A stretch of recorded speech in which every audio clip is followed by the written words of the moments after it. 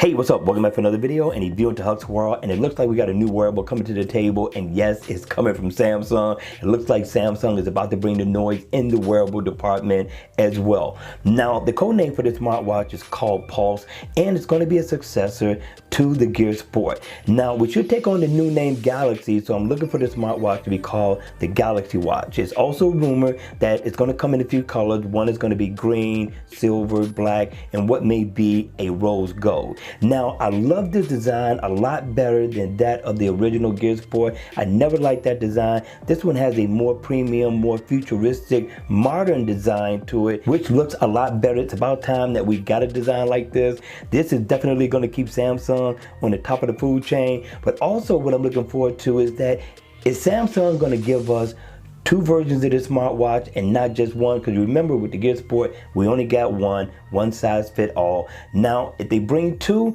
it's going to allow people with bigger wrists, people with smaller wrists to be able to purchase this. This way they cover all bases. But if you look at the design looks beautiful. I love this edge-to-edge display.